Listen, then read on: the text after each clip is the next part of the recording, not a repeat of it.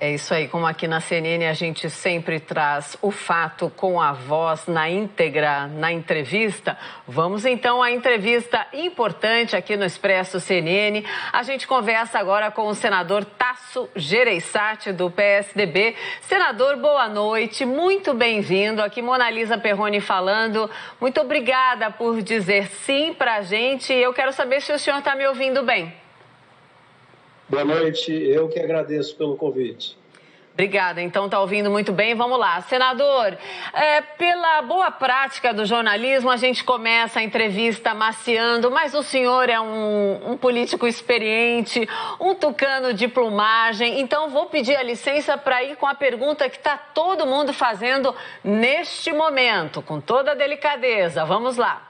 Se a decisão do PSDB fosse agora o melhor para o partido, pensando em chances reais, anti-Bolsonaro, anti-governo, seria Eduardo Leite ou João Dória? Eu diria para você que não é o momento de tomar decisão. Sim. E daqui para as eleições tem muita água para rolar debaixo da ponte. O que é importante, que eu acho ótimo, é que apareçam outras alternativas no partido, como é o caso do Eduardo Leite, não ficando o partido somente com uma alternativa, que também é legítima, do governador de São Paulo, João Dória. Agora, nesse momento, eu acho que as coisas vão começar. E nesta caminhada, nós vamos tomar uma decisão com alternativas excelentes. Eduardo Leite é, na minha opinião, a melhor revelação política dessa geração dele. Não tenho a menor dúvida, não só do PSDB, mas de toda a geração, de todos os partidos. E o Dória fez um papel fundamental agora no país, a sua eficiência, que afinal de contas, se não tivesse tido a obstinação do Dória, nós não teríamos vacina hoje, hein? É preciso lembrar isso. Muito obrigada por responder, senador, e também por não ficar bravo com essa largada. Mas vamos lá conversar bastante. Muito obrigada. Vamos lá, Caio Junqueira.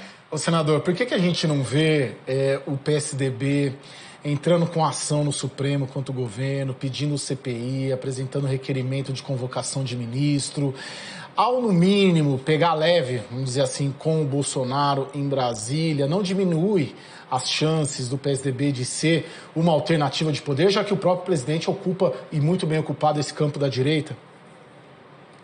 Bom, Caio, nós assinamos, por exemplo, agora o pedido de CPI sobre a Covid. Está assinado pela grande maioria dos senadores do PSDB.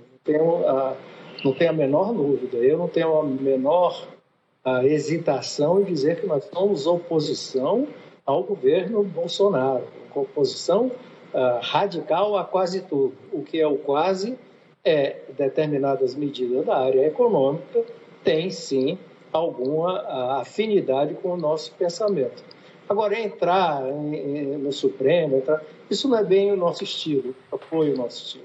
Nosso estilo sempre foi, mesmo na oposição do PT, por exemplo, na época da oposição ao PT, como falou até o Eduardo, de mais moderação, de mais equilíbrio e não radicalizar as posições.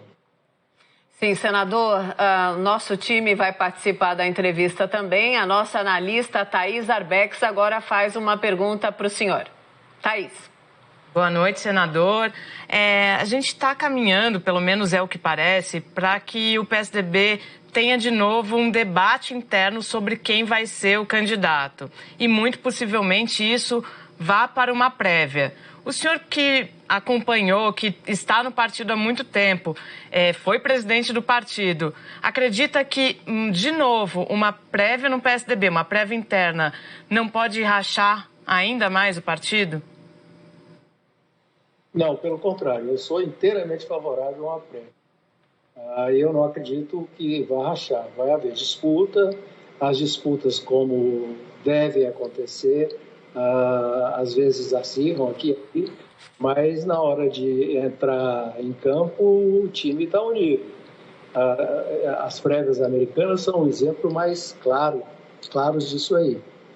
Então, eu acho ótima a disputa, acho ótima que haja uma prévia, porque faz que as ações, inclusive, do partido fiquem mais claras para a população. Agora a pergunta é do Fernando Molica, o nosso outro analista que se junta aqui nesse papo. Molica. Senador, boa noite. Essa crise no PSDB, ou melhor, essa disputa dentro do PSDB, não tem a ver também com um pouco com uma mudança no próprio partido, na imagem do próprio partido? Um partido que começa, como o próprio nome diz, como um partido de centro-esquerda, Mário Covas, e hoje, e aos poucos, foi migrando em direção ao centro, à direita. Isso não seria um problema? Não é um problema aí da própria personalidade do PSDB? Nós sempre fomos um partido de centro. Na época do governo militar, o governo militar nos empurrava para a centro-esquerda, até pela oposição que nós fazíamos ao governo militar. No governo do PT, o PT fez questão de nos empurrar para a direita. E, em determinados momentos, principalmente na política econômica, na época Palocci, o Palocci simplesmente fez a nossa política econômica naquele momento. Depois o Manteiga mudou. E, ao mudar, nos empurrou para a direita, chamando de neoliberal, neoliberalismo, demonizando o neoliberalismo, etc.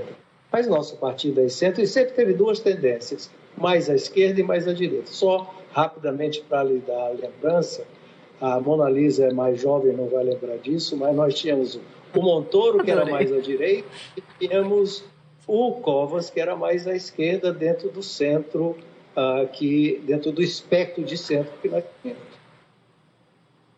Sim, senador, a hora que o senhor acabou de dizer que eu sou mais jovem, eu não sou, senador. Eu sou uma senhora de 51 anos, mas eu fico muito feliz com essa observação. Mas, senador, vamos continuar conversando agora sobre Aécio Neves. O senhor já disse que o deputado, ele prejudicou muito o PSDB.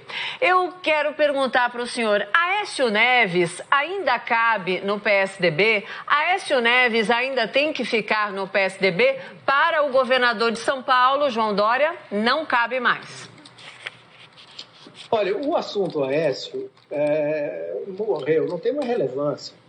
Eu acho que o Aécio fez, sim, trouxe grandes problemas para o nosso partido, inclusive a imagem do nosso partido, e nós tivemos que fazer um esforço enorme e estamos nesta transição.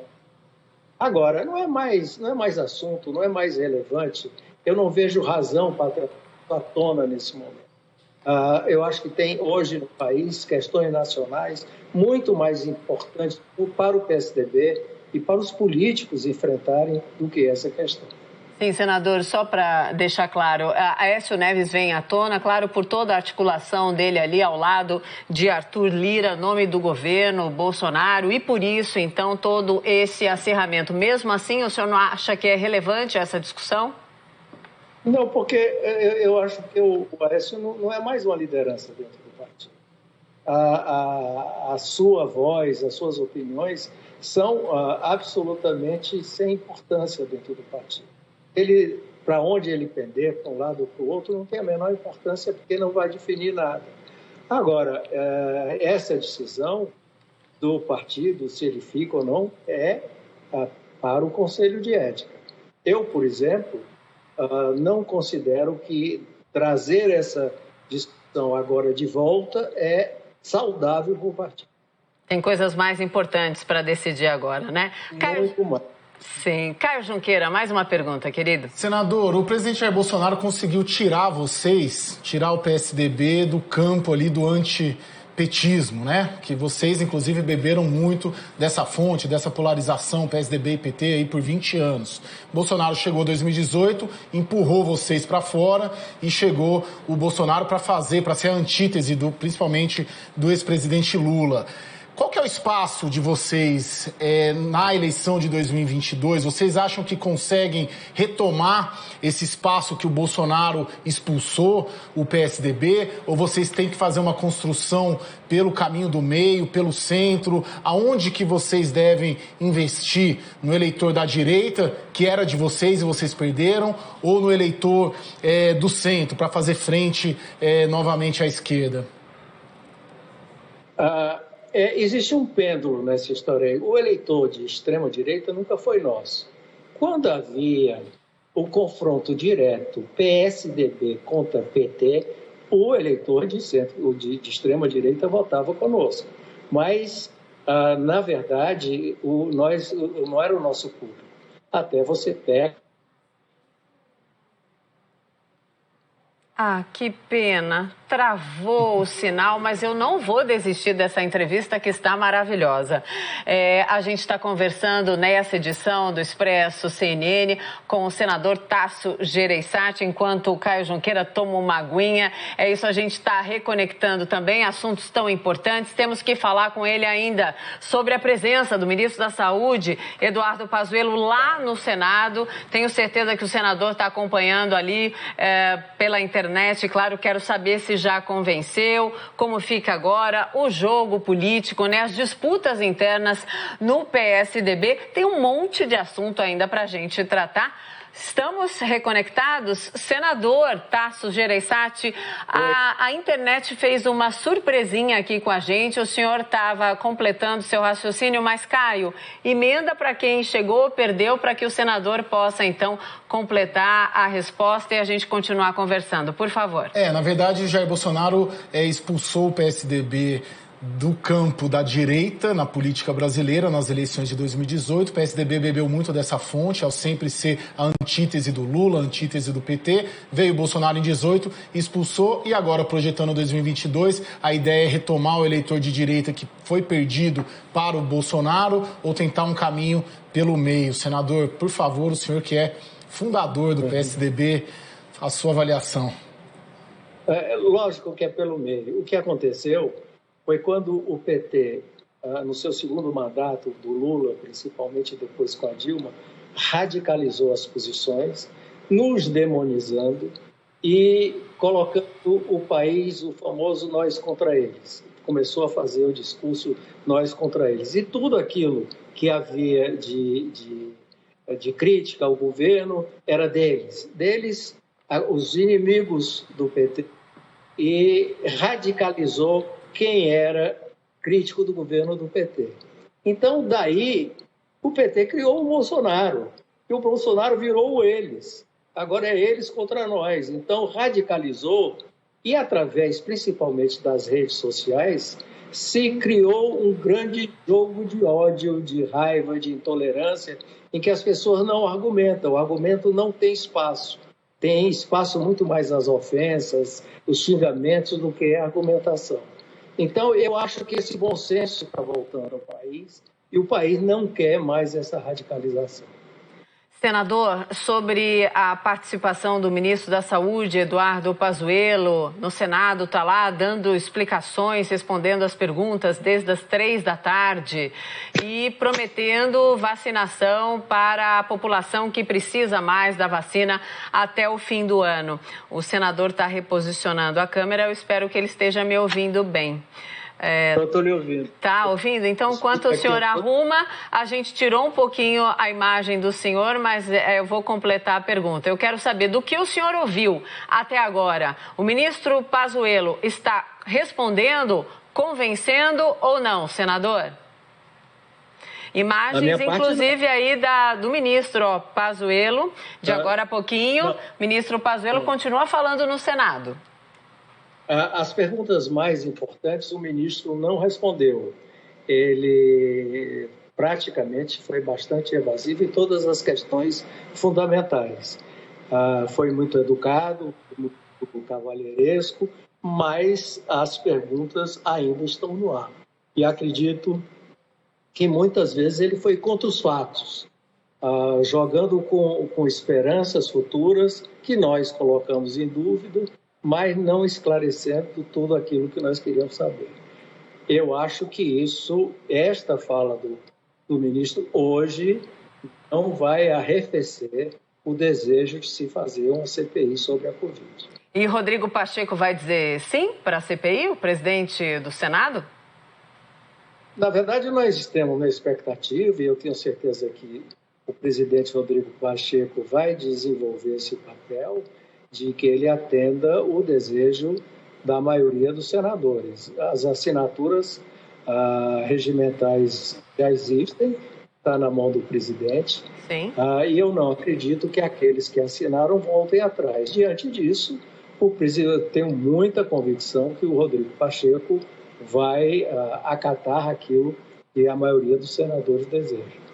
Senador, adorei conversar com o senhor. Já fica o convite para uma próxima. Caio Junqueira, tenho certeza que também gostou. O papo aqui, ele é informal, direto. Muito bom tê-lo. Venha mais conversar com a gente, senador.